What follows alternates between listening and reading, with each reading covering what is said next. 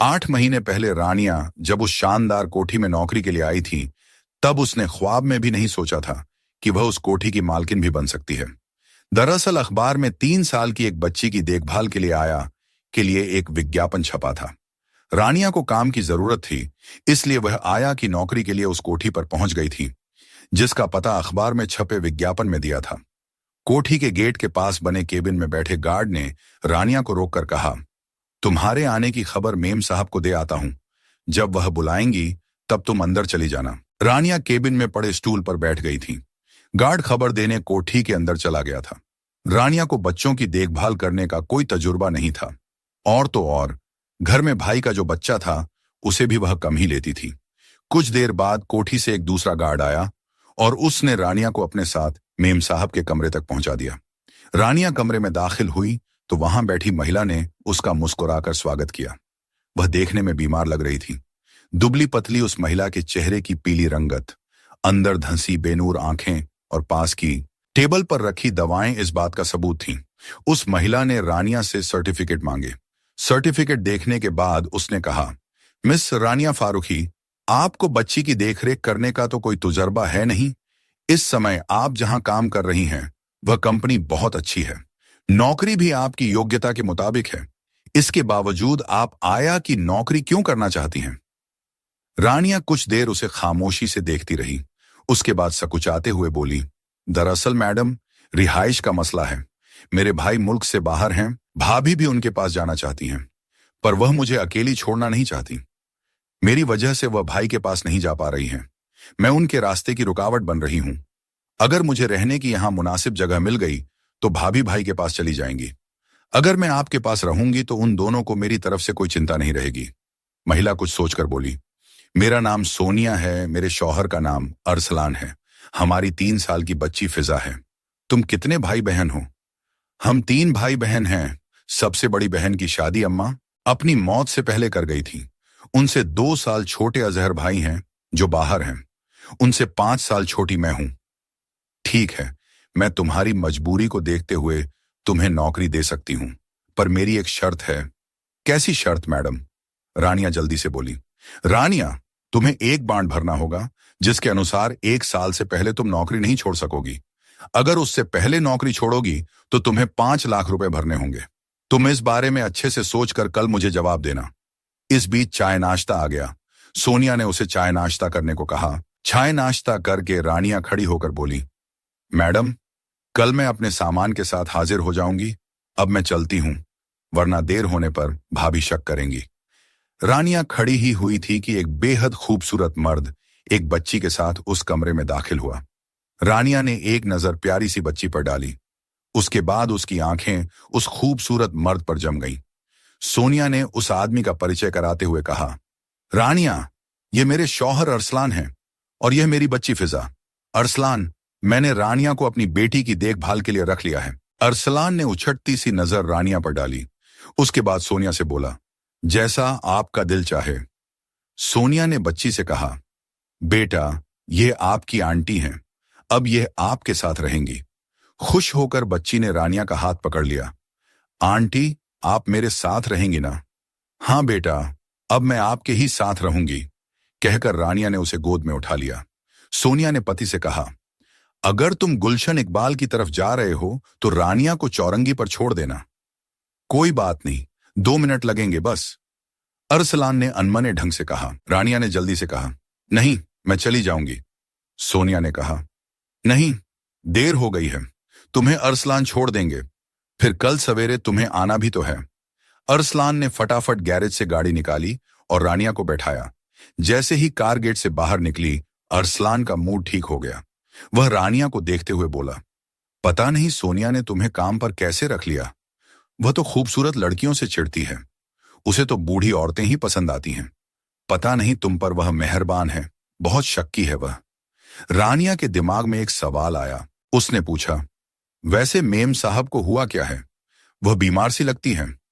अरसलान ने रानिया को गौर से देखते हुए कहा, शादी के बाद डॉक्टरों ने मना किया था कि वह मां न बने, लेकिन उसने किसी की बात नहीं मानी। नतीजा यह निकला कि उसकी यह हालत हो गई। अब उसकी बीमारियों से लड़ने की ताकत खत्म हो गई है। आखिर ऐसा क्या हुआ है? रानिया ने पूछा। देखा जाए तो सोनिया अपने के का फल भोग रही है। उसने रूही के साथ जो किया वही उसके साथ हो रहा है। यह रूही कौन है? उसके साथ क्या किया था उन्होंने? रानिया ने जिज्ञासावश पूछा। रूही मेरी मंगेतर थी। हम एक दूसरे को बहुत चाहते थे, पर बीच में सोनिया आ टपकी। एक दिन रूही और उसके भाई का किडनैप हो गया। फिरौती की रकम 50 लाख मांगी गई। हम इतने पैसे नहीं दे सकते थे। हमने सोनिया से मदद मांगी। उसने हमारी मदद तो की, पर रूही लुटपिट कर घर वापस आई। उसने उसी रात खुदकुशी कर ली। अरसलान ने दुखी मन से कहा, यह किडनैप किसने किया था? रानिया ने पूछा। सोनिया के पिता ने। और किसने? उसने कहा, बाप ने अगवा करवाया और बेटी पैसे लेकर मदद को आ गई। देखो रानिया, इंसान की करनी का फल यही मिल जाता है। सोनिया की बीमारी की खबर जब उसके पिता को मिली तो वह हार्ट अटैक से मर गया। क्या सोनिया मैम की बीमारी का कोई इलाज नहीं है? डॉक्टर उम्मीद तो दिलाते हैं, पर सब बेकार है।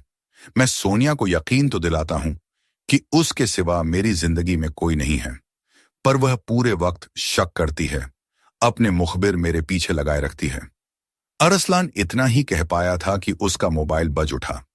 उसने फोन उठाया तो दूसरी तरफ से सोनिया की आवाज आई। वह पूछ रही थी, रानिया को छोड़ दिया क्या? हाँ, मैंने उसे चौरंगी पर उतार दिया। फोन बंद करके उसने कहा, देखो, उसे तुम पर भी यकीन नहीं है। मैंने कह दिया, उसे चौरंगी उतार दिया है। उसे पता नहीं है कि मैं तुम्हें तुम्हारे घर के पास ही उतारूंगा। अरे नहीं, आप मेरी वजह से परेशान ना हो। मैं चौरंगी से चली जाऊंगी। रानिया ने कहा, इसमें परेशानी वाली कोई बात नहीं है। अब यहां से तुम्हारा घर रह ही कितनी दूर गया है? अरसलान ने कहा। कुछ देर में कार रानिया के घर के पास पहुंच गई तो वह उसका शुक्रिया अदा करके कार से उतरकर अपने घर चली गई। रानिया ने उससे भी अपने घर चलने को कहा था, पर वह फिर कभी आने की बात कहकर चला गया था। रानिया चहकती हुई अपने घर पहुंची तो भाभी का मूड ठीक नहीं था। वह तीखे स्वर में बोली, इतनी देर क्यों हुई? रानिया जल्दी से बोली, भाभी, मैं एक नई नौकरी के इंटरव्यू के लिए गई थी। बहुत अच्छी जॉब है, सैलरी भी अच्छी है। मेरे वहां नौकरी करने से आपकी एक बड़ी समस्या हल हो जाएगी। भाभी ने उसे हैरानी से देखा तो वह जल्दी से बोली, हाँ भाभी, मुझे मिसेस सोनिया ने अपनी 3 साल की बच्ची की देखरेख के लिए रख लिया है। अच्छी सैलरी के साथ रिहाइश, खाना पीना सब फ्री है। वह 30 से 35 साल की बहुत अच्छी महिला है। बच्ची की देखरेख के लिए मुझे रखा है। लेकिन तुम्हें यह काम करने का कोई अनुभव नहीं है। भाभी, बच्चे प्यार व खिदमत के भूखे होते हैं। मैं यह कर लूंगी। मुझे कल 10 बजे अपना सामान लेकर जाना है। मैं आपको वहां का पता वगैरह दे दूंगी। भाभी के रजामंद होने पर रानिया बेहद खुश हुई। अरसलान के साथ रहने के बारे में सोचकर ही रानिया का दिल धड़कने लगा। अरसलान की बातों से उसे लगा था कि अब सोनिया ज्यादा नहीं झेगी। उसने बीमार सोनिया की तो देखभाल की ही, साथ ही उसकी बेटी फिजा को भी बहुत प्यार दिया। करीब 8 महीने बाद सोनिया की मौत हो गई। इन 8 महीनों में सोनिया ने अरसलान की हर बात उसे बता दी थी। उसकी मौत से 3 दिन पहले की बात थी। उस दिन सोनिया की तबीयत ज्यादा खराब थी। रानिया सोनिया के पास ही थी। तभी एक नौकरानी ने कमरे में आकर कहा, रानिया बीबी, आपको साहब ड्राइंग रूम में बुला रहे हैं। रानिया ने एक नजर फिजा पर डाली। वह आराम से सो रही थी। वह ड्राइंग रूम में पहुंची तो वहां सोनिया की सहेली कंजा सोफे पर अरसलान से सटी बैठी थी। रानिया को उसका यह अंदाज बड़ा बुरा लगा। वहीं पर सोनिया के वकील भी मौजूद थे। वकील ने कहा, मिस रानिया, आप कल 11 बजे यहां हाजिर रहिएगा। मैं तो यहीं रहती हूं साहब, जब आप कहेंगी आ जाऊंगी। मुझे बताया गया था कि आज आप अपने घर चली जाएंगी, वकील साहब ने कहा। कंजा बीच में बोल पड़ी, दरअसल मैंने और अरसलान ने सोचा कि फिजा को जहनी सुकून के लिए मेरे घर मेरे बच्चे और उसकी ट्रेंड आया के पास छोड़ दिया जाए, क्योंकि फिजा के दिलो दिमाग में सोनिया की मौत का असर पड़ सकता है। जब फिजा हमारे यहां चली जाएगी तो रानिया की यहां क्या जरूरत रहेगी? उसकी इस बात पर रानिया को गुस्सा आ गया। उसने तीखे स्वर में कहा, मेरे ख्याल से अभी घर में फिजा के बड़े मौजूद हैं। वे इस बारे में फैसला लेंगे। आपका ताल्लुक सिर्फ इतना है कि आप सोनिया मैम की सहेली हैं।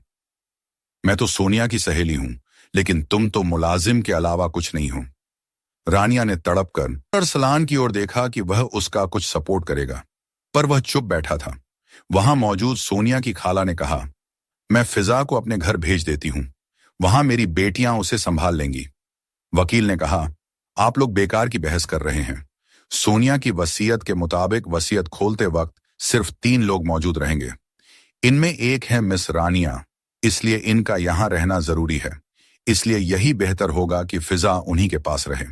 इतने दिनों से वही उसकी देखभाल कर रही हैं और इस वक्त इन्हीं की जरूरत भी है। क्यों अरसलान साहब, ये बात सही है ना?